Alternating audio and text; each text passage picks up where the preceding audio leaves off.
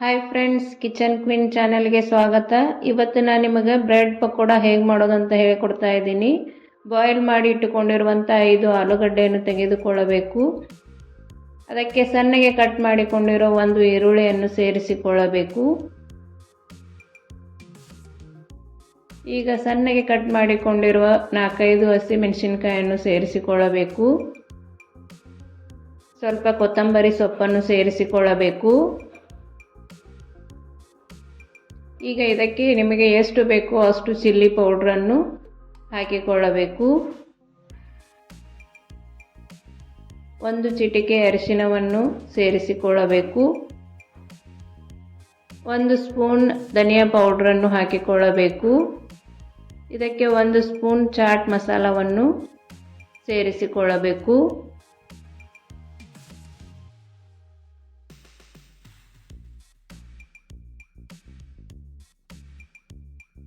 ರುಚಿಗೆ ತಕ್ಕಷ್ಟು ಉಪ್ಪನ್ನು ಹಾಕಿಕೊಳ್ಳಬೇಕು. ಹಾಕಿಕೊಂಡು ಚೆನ್ನಾಗಿ ಮಿಕ್ಸ್ ಮಾಡಿಕೊಳ್ಳಬೇಕು.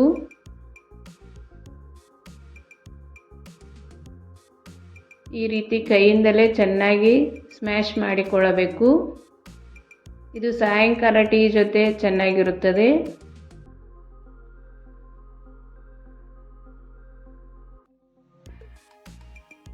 ಈಗ ಪಕೋಡ ಮಾಡಲು ಹಿಟ್ಟನ್ನು ರೆಡಿ ಮಾಡಿಕೊಳ್ಳೋಣ.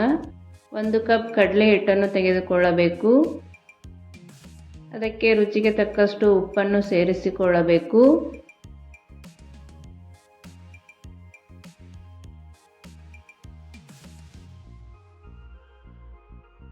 ಇದಕ್ಕೆ ಸ್ವಲ್ಪ ಅಜವಾನನ್ನು ಈ ರೀತಿ ಕೈಯಿಂದ ತಿಕ್ಕಿ ಹಾಕಿಕೊಳ್ಳಬೇಕು.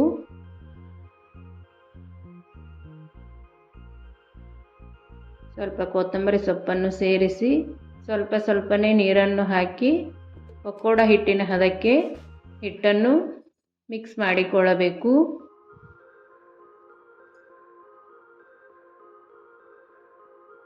ಈ ರೀತಿ ಚೆನ್ನಾಗಿ ಕಲಿಸಿಕೊಳ್ಳಬೇಕು.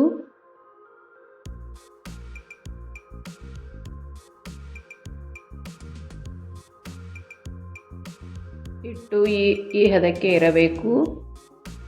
ಈಗ 2 ಬ್ರೆಡ್ ಸ್ಲೈಸಸ್ ಅನ್ನು ತೆಗೆದುಕೊಂಡು ಒಂದಕ್ಕೆ ಟೊಮೆಟೊ ಕೆಚಪ್ ಅನ್ನು ಹಚ್ಚಿಕೊಳ್ಳಬೇಕು. ಇನ್ನೊಂದು ಸ್ಲೈಸಿಗೆ ರೆಡಿ ಮಾಡಿ ಇಟ್ಟುಕೊಂಡಿರುವ ಆಲೂಗಡ್ಡೆ ಮಿಶ್ರಣವನ್ನು ಚೆನ್ನಾಗಿ ಎಲ್ಲ ಕಡೆಗೂ ಹಚ್ಚಿಕೊಳ್ಳಬೇಕು.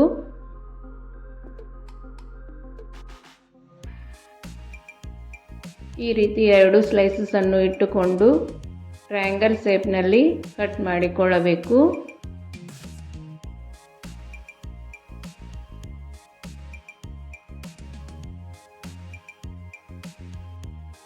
ಈ ರೀತಿ ಕಟ್ ಮಾಡಿಕೊಳ್ಳಬೇಕು. ಇದನ್ನು ಮಿಕ್ಸ್ ಮಾಡಿಕೊಂಡಿರುವ ಪಕೋಡ ಹಿಟ್ಟಿನಲ್ಲಿ ಅದ್ದಿ ಎಣ್ಣೆಯಲ್ಲಿ ಫ್ರೈ ಮಾಡಿಕೊಳ್ಳಬೇಕು. ಎಣ್ಣೆಯನ್ನು ಬಿಸಿ ಇಟ್ಟುಕೊಳ್ಳಬೇಕು. ಎಣ್ಣೆ ಚೆನ್ನಾಗಿ ಕಾದಿರಬೇಕು.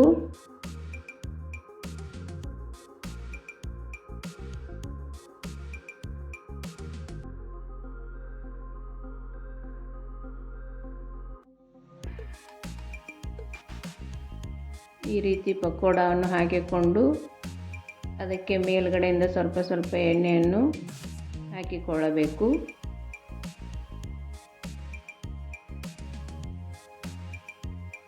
ಈಗ ಹೊಳಿಸಿ ಹಾಕಿಕೊಳ್ಳೋಣ. ಈ ರೀತಿ ಬ್ರೌನ್ ಕಲರ್ ಬಂದಿರಬೇಕು.